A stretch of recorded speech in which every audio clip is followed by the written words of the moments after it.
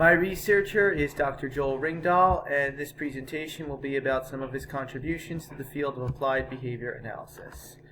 Just a little history on Dr. Ringdahl. He did his master's in doctoral studies at Louisiana State University. Some of his career history is that he was a clinical psychologist for 5 years. He's been a professor at a number of schools, and he is also a research scientist. His current career is that he's a professor at the University of Georgia. He's serving on a 4-year post with the National Institute of Health Study, and he's reviewing grant applications. At the bottom of the page, you can see some of the awards and honors that he's earned. Alright, so what is Dr. Ringdahl studying? Just some of the common themes of his research are manding, functional communications training, stimulus preference assessment, functional analysis, and most of his studies center around severe problem behaviors such as aggression and self-injurious behavior. This is a list of some of the things that I found in Dr. Ringdahl's research that relate to our class. I saw non-contingent reinforcement, differential reinforcement of alternative behaviors, differential reinforcement of other behaviors, functional communications training, automatic reinforcement, and extinction procedures. Those are some of the things that I saw that came up a lot. So this is the first study of Dr. Ringdahl's that I reviewed. It is about using signals to enhance the suppressive effects of non-contingent reinforcement. So one of the problems that practitioners run into as they're thinning non-contingent reinforcement, or any kind of reinforcement for that matter, is that it can lead to a problem behavior such as aggression. What Dr. Ringdahl did in this study was he tried using a timer to signal the learner as to when the next reinforcer would be delivered, and he found that using that timer so that the learner knew when the next reinforcer was coming helped to decrease problem behavior. So how did this contribute to the field of ABA? It showed practitioners that use of a signal such as a timer to indicate when the next reinforcer would be delivered helps when thinning a reinforcement schedule to decrease problem behavior.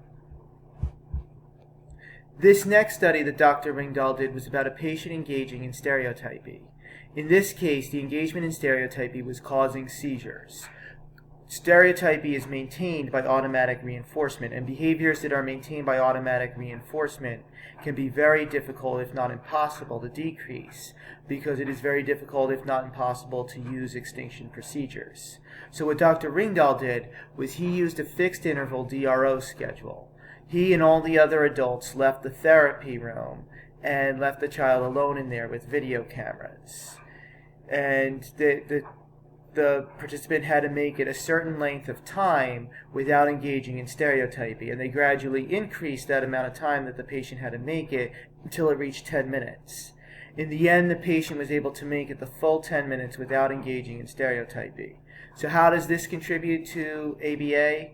Behaviors that are maintained by automatic reinforcement can be very difficult to decrease. And this study shows that using DRO can be an effective tool in decreasing those behaviors. This next study focuses on the effectiveness of functional communications training.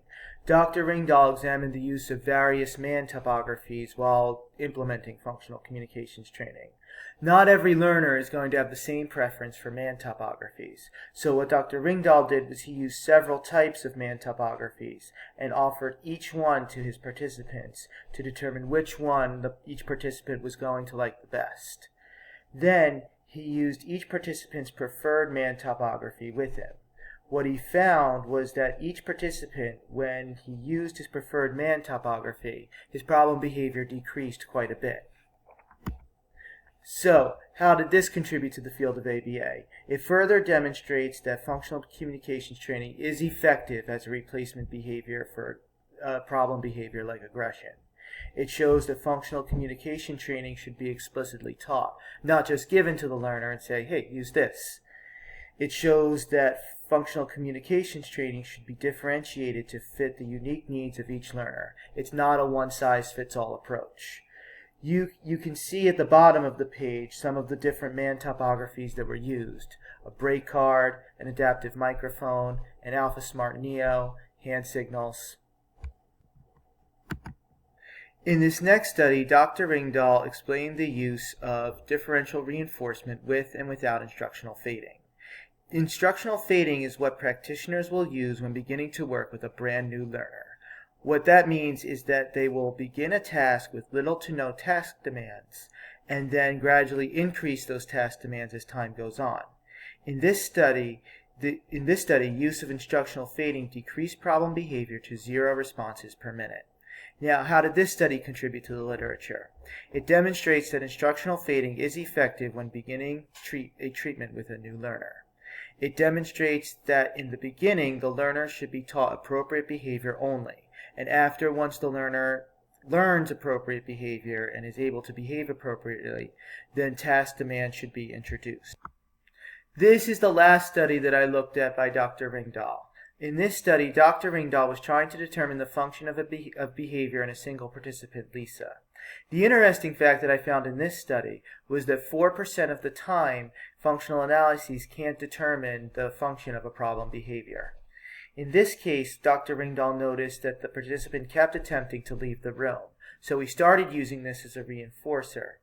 He began implementing 30-second walks as non-contingent reinforcement, functional communications training, and differential reinforcement of alternative behaviors in separate trials. In the DRA and FCT trials showed initial bursts in aggression, but over time that aggression decreased to near 0. So, how did this study contribute to the field of ABA? It further demonstrates the need to determine the function of a behavior when first implementing an ABA treatment program.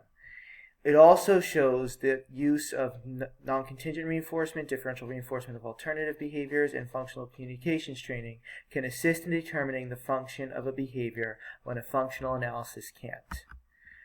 So now let's take a look at some of the patterns in his research. What fits the pattern?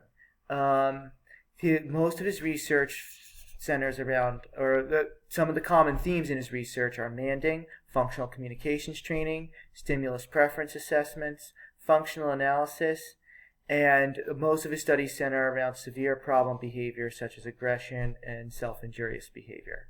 So what didn't fit the pattern?